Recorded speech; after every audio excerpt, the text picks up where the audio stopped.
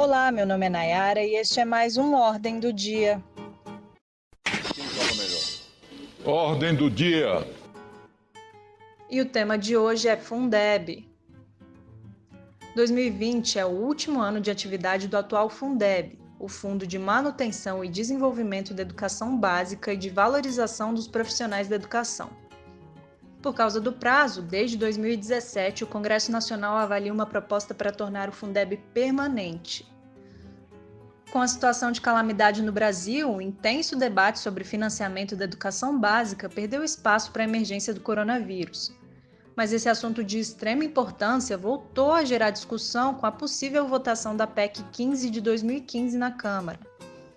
No episódio de hoje, contamos com a participação dos deputados federais João Carlos Bacelar, do Podemos da Bahia, e professor Israel Batista, do PV do DF.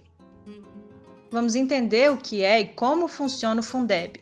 E quem vai explicar tudo isso é o sociólogo Arthur Ives, da Metapolítica. Arthur, o que é o Fundeb e qual é o alcance desse fundo? Olá a todos os ouvintes do Ordem do Dia, olá Nayara.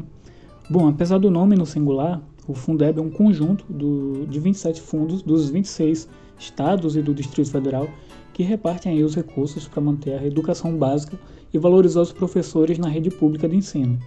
Esses recursos vêm da arrecadação de uma série de impostos estaduais e municipais que têm parte de suas receitas vinculadas diretamente ao Fundeb.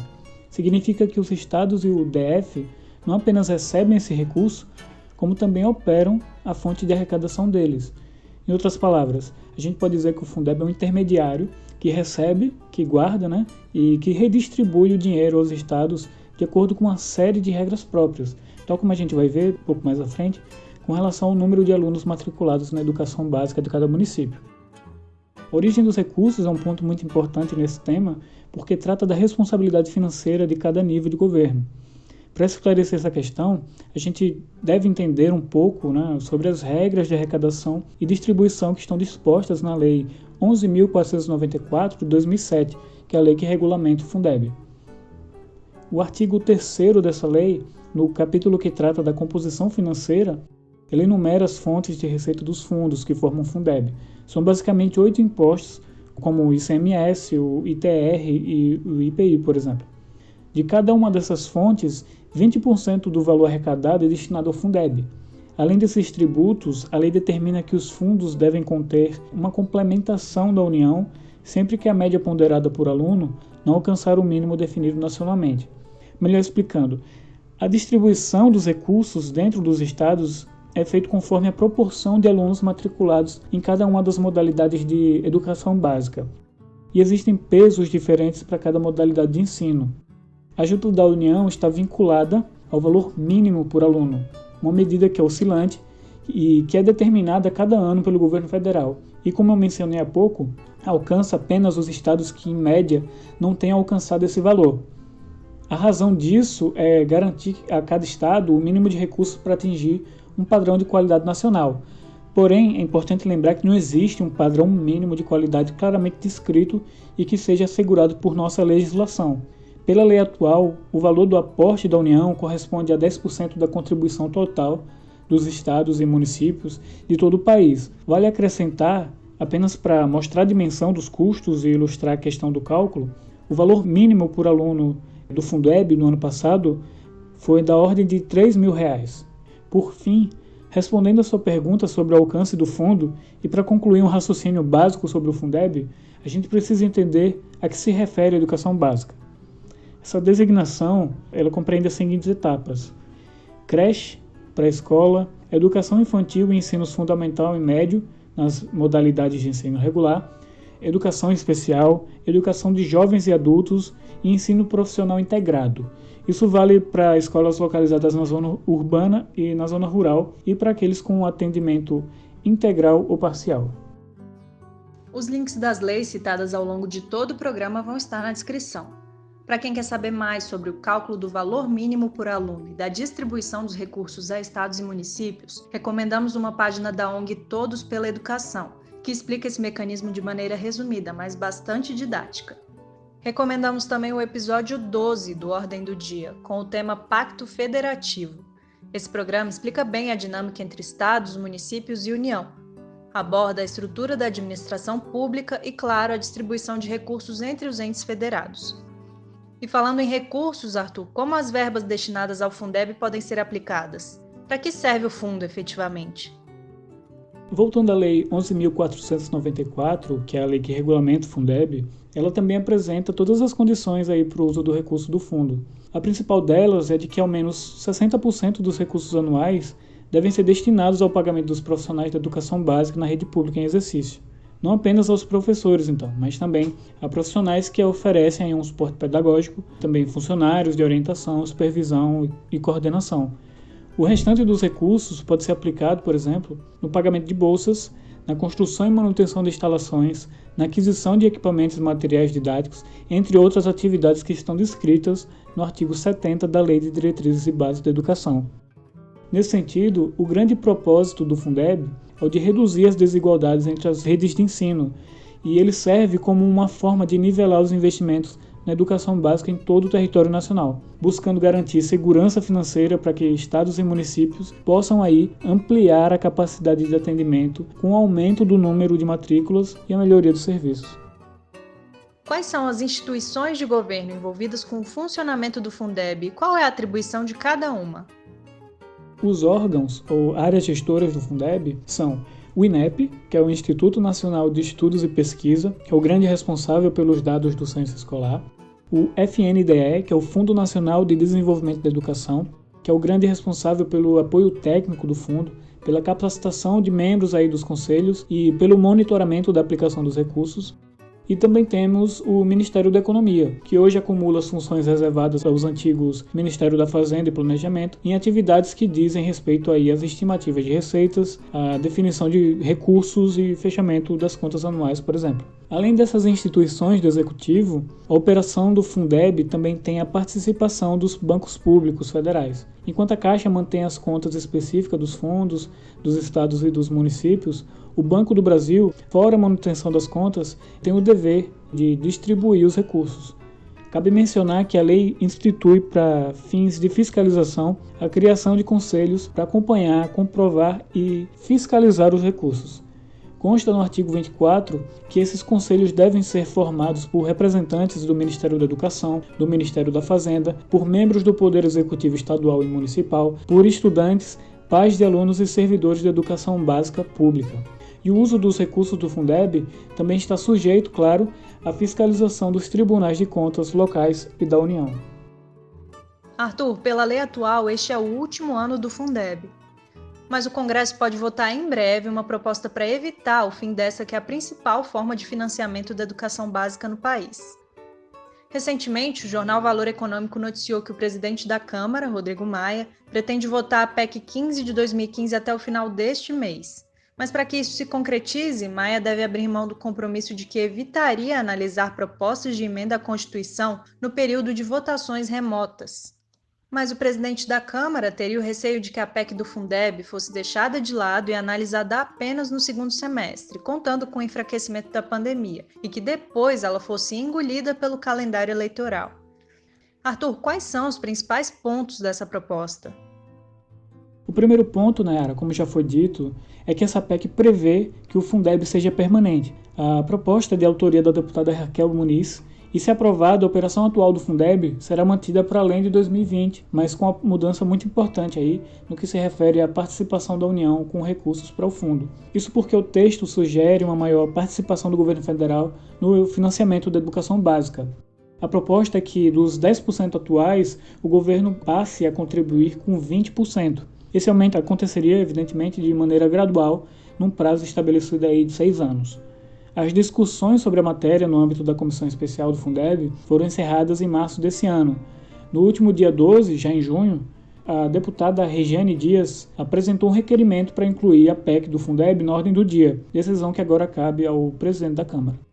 A grande questão agora é que, com todos os gastos já aplicados no enfrentamento da pandemia e os esforços voltados para essa situação, parte dos parlamentares e o próprio governo devem resistir um pouco mais quanto ao aumento da participação da União no financiamento do Fundeb. Segundo essa reportagem que você citou, Nayara, a relatora da proposta, a deputada Dorinha Rezende, deve protocolar em breve um projeto de lei de regulamentação para definir critérios como o de distribuição dos recursos. Além disso, o Valor Econômico apurou que Rodrigo Maia tem conversado com os parlamentares para discutir o percentual de complementação a ser feito pelo governo. Vale ressaltar que, além do percentual, também está em debate o tempo que o governo terá aí para alcançar esse percentual máximo. Para alguns parlamentares, essa é uma alternativa aí que pode atenuar um pouco o impacto das contas na União. Em uma nota pública divulgada no dia 10 de junho, o Ministério Público Federal defendeu que os recursos do Fundeb sejam usados exclusiva e integralmente com investimentos em educação.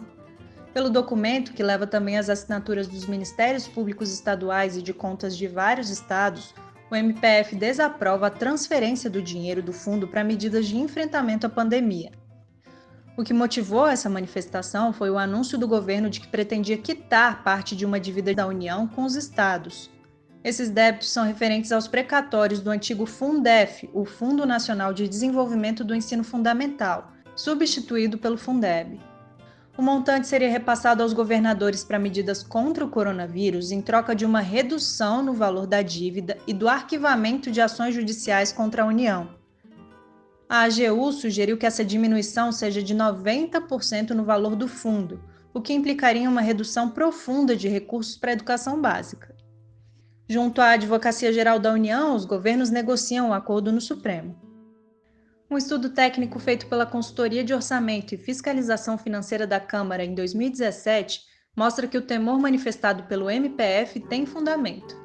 Analisando a alocação de recursos do Fundeb e os impactos da complementação da União, o estudo constata a necessidade de perenizar, ou seja, de tornar permanente esse fundo. O estudo também aponta distorções e apresenta propostas para aprimorar a distribuição dos recursos.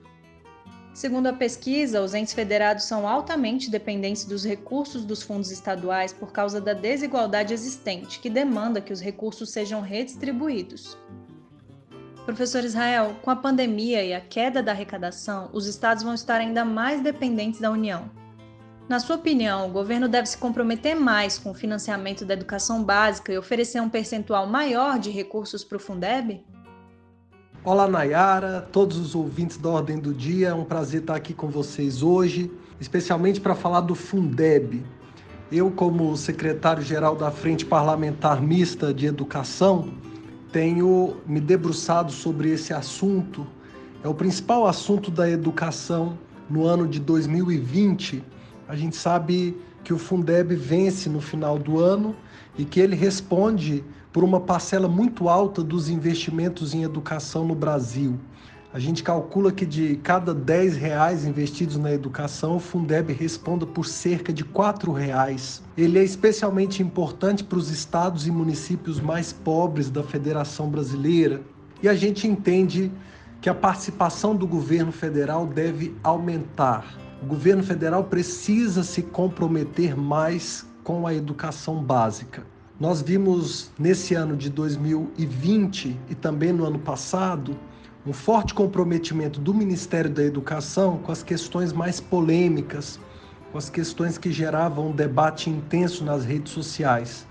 Mas o assunto do Fundeb foi ficando como um assunto lateral.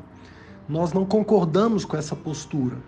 A gente precisa de uma posição do governo federal e do Ministério da Educação sobre esse assunto, ainda mais agora que a arrecadação dos estados e dos municípios vai ficar ainda mais profundamente comprometida por causa da pandemia. A educação vai ter um papel essencial na recuperação do país depois que a gente vencer essa crise sanitária que nós estamos vivendo. E é por isso que a gente precisa aprovar logo o novo Fundeb antes que seja tarde. Deputado Bacelar, sabemos que o Fundeb é uma política pró-cíclica porque segue os ciclos econômicos do país. Isso significa que em maus momentos da economia, o Fundeb terá seu tamanho reduzido, ou seja, terá menos recursos. Qual é a sua avaliação sobre essa dinâmica? O Fundeb deve acompanhar o panorama da economia ou deve haver um investimento mínimo básico? A previsão do Fundeb como mecanismo anticíclico de financiamento foi amplamente debatido na comissão que estuda o novo Fundeb. Quais são os impedimentos? Um primeiro impedimento é que esse mecanismo colide com o princípio básico do orçamento do Brasil, que é o princípio da anualidade. Segundo, a complexidade da mudança seria tamanha e a sua execução prática tão difícil que afetaria a transparência das aplicações, dificultando o controle social. Além disso, no período de 2009 a 2018, as receitas do Fundeb, mesmo com situações de crise econômica, tiveram um crescimento médio de 25% entre os entes federados. Dessa maneira, apesar de válida, a incorporação desse mecanismo anticíclico não é recomendável. Se queremos garantir investimentos mínimos para a educação, é só colocar em prática uma política correlata ao Fundeb e que já está prevista em lei. É implantar o custo aluno qualidade inicial, que vai garantir investimentos mínimos por aluno para que se tenha uma educação pública de qualidade. No dia 13 de junho, o MEC propôs aumentar de 10% para 15% o percentual do repasse da União para o Fundeb e manifestou apoio ao trabalho da deputada Dorinha Rezende na relatoria da PEC do Fundeb. O Ministério fez outras sugestões técnicas para a proposta, que você pode ver na íntegra por um dos links que vai estar na descrição. E este foi mais um Ordem do Dia. Se você tem dúvidas ou sugestões sobre este episódio, escreva para a gente. E se gostou, compartilhe e continue acompanhando o nosso podcast. Arthur, obrigada mais uma vez. Agradeço também aos deputados Bacelar e professor Israel pela colaboração. A você, obrigada pela audiência e até a próxima.